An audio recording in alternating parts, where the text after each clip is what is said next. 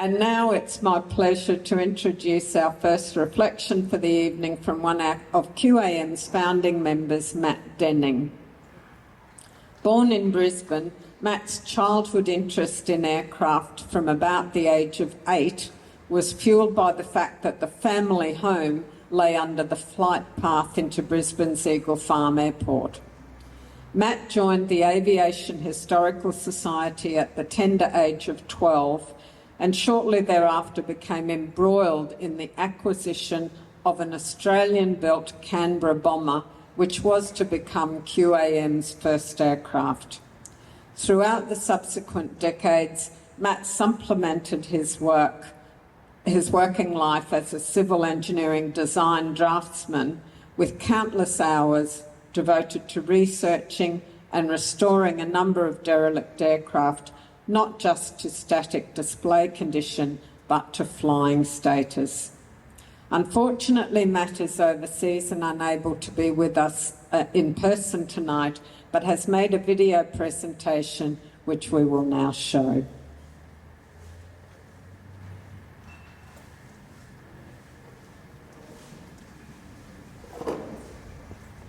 My name is Matt Denning. I've been invited to speak tonight, and unfortunately I can't be there in person. Probably at this moment when this is played, I'll be up in the air somewhere coming back from overseas, so I'm not just going to get back in time to be able to speak to you in person. But anyway, I've been, as a founding member of the Queensland Air Museum, I'd just probably like to give you a few recollections of my memories from that time. And you'll have to put yourself into the perspective of a 12-year-old, because that's how old I was at the time that my father and I joined the Aviation Historical Society of Australia back in 1972.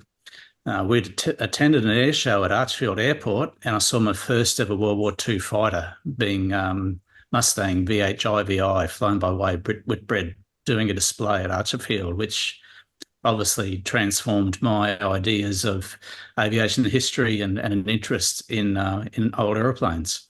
So we attended a site that AHSA had set up to try and attract members, and we duly signed up and went along to their meetings each month. So my father and I found both those, all those meetings very enjoyable, lots of slides, movies. But by about 1974, the thought had sort of entered the minds of a number of members that we should actually set up an aviation museum within Queensland, because none really existed. So through the dedication of those early members from the AHSA, the Queensland Air Museum was inaugurated. You know, all the people interested in doing this were driven by their own passions. There was very little money or funding available to try and get a museum off the ground. So tenders came up for some Canberra bombers that were being disposed of from the Royal Australian Air Force. And interest was shown by both the current AHSA president, Dick Hitchens, and Ron Skelly and other members that we should try and obtain in Canberra as the first aeroplane of this newly formed museum. So a couple of cheeky tenders were put in of offering $1 as the purchase price for a surplus Canberra bomber. These initial tenders were rejected, but we received advice in late 1973 that if we were prepared to put in a tender of $1,360, we would be successful in obtaining a Canberra bomber.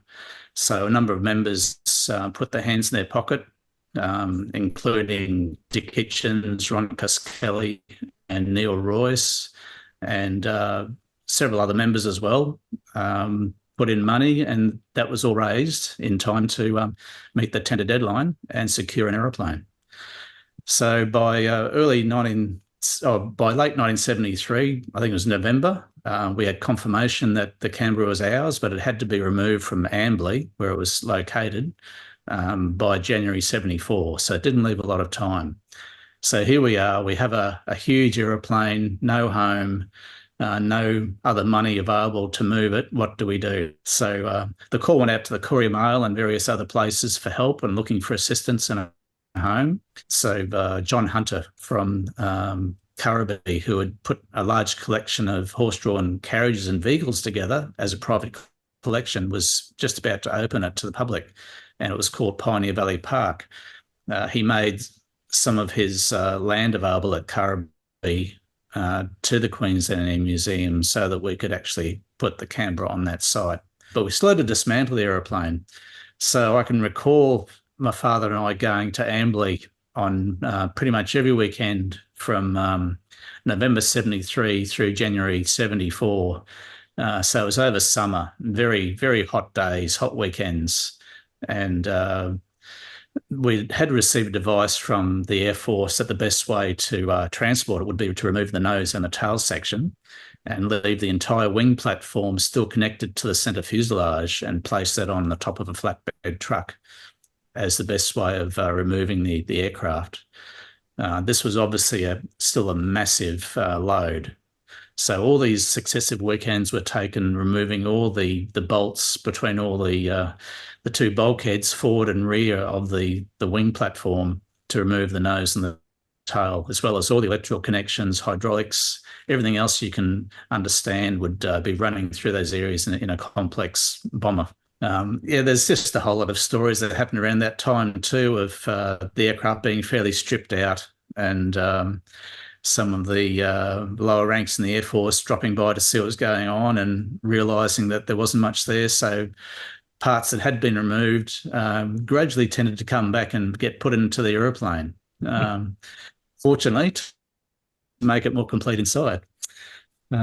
Some of the screws had pretty much rusted in place too and weren't that easy to remove. So there was a lot of sweat, blood and tears went into dismantling the aeroplane at that time.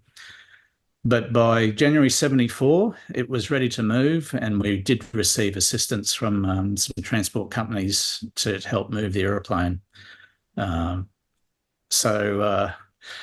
Again, final dramas with the Air Force and their huge crane trying to help lift the airplane onto a truck when it suddenly broke down and sparks were flying everywhere, and the Canberra was stuck on the ground in front of its trailer with nowhere to go. So the transport firm called up the yard, brought in their biggest crane, all free of charge, which we're very grateful for, and were able to eventually lift the wing and major sections up onto the trailer.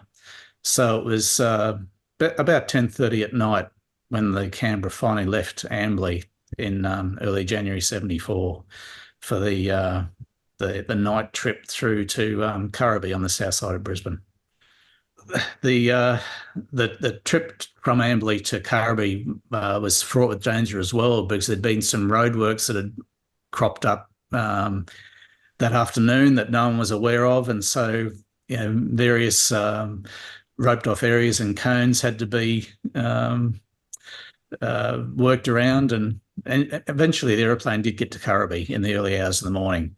It was unloaded there, but of course here we are again with just a group of passionate aviation enthusiasts with no real technical or engineering expertise, having to work out how to put this thing back together again. So fair bit of ingenuity and ropes and logs inserted into the ground with restraints to stop the aeroplane rolling down the hill where it had been deposited. All these sort of things were done, tilting the aeroplane back to allow the tail section to be offered up into place and jacked up, and the nose section reattached. So eventually it started looking like an aeroplane again through 1974. The Canberra really had two moves after its time at Currabee. So it had to be, it was moved through to Nudgee, just on the site of what it's now Brisbane's main airport. It was all being redeveloped back in the early 1980s as well. So the land had been acquired by the government, and we were able to lease that land from around 1978 to at least house the aeroplanes temporarily whilst we found a proper home for the Queensland Air Museum. So the Canberra, along with a sea venom that was on loan there from John Hill, a school teacher who had his own private collection, plus the museum's first Avro-Anson fuselage, MG 222, that we'd acquired, all had to be moved from Currabee and they went across to this site at Nudgee.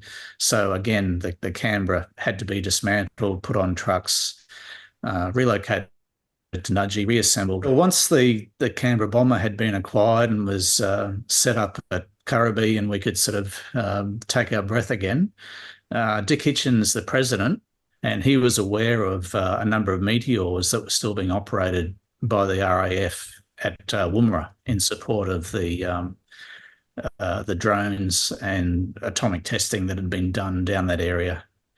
So the meteors were coming up for retirement in the mid-1970s, and they were still being operated by the British Ministry of Defence.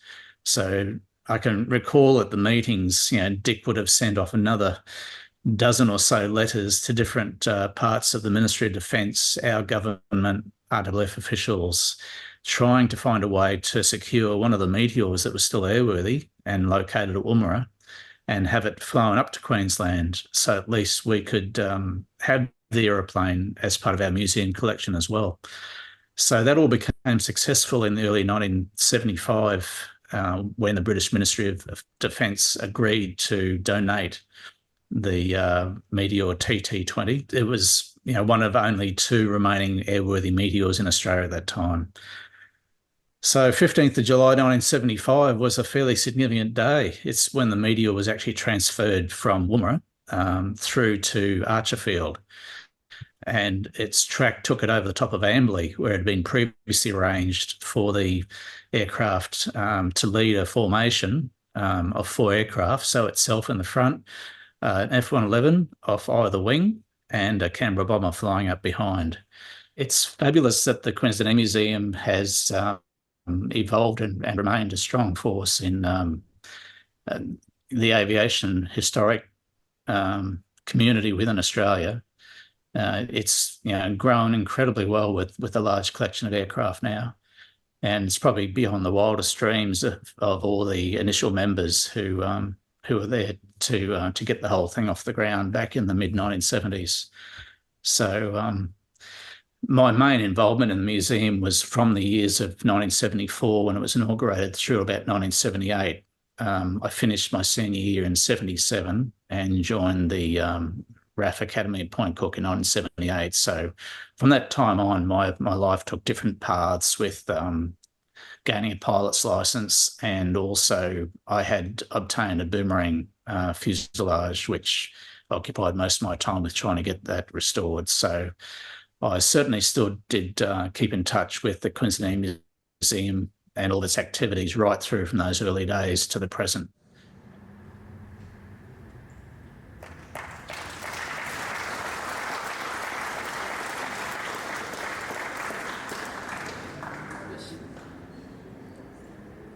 Chuck?